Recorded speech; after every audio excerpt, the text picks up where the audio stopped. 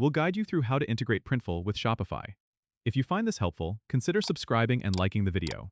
First, go to your Shopify admin dashboard and click on the Apps section from the left-hand menu. You'll want to search for Printful in the App Store search bar.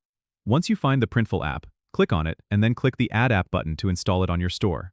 After the installation is complete, you'll be directed to connect your Shopify account with Printful. Click on the Connect button and follow the prompts to log into your Printful account, or create a new one if you haven't already.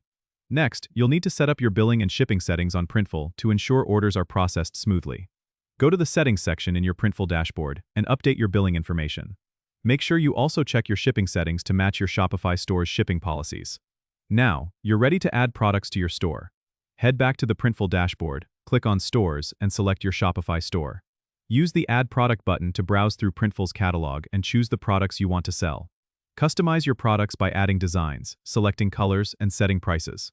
Once you're satisfied with the product setup, click Proceed to Mockups to choose how your product images will appear on Shopify.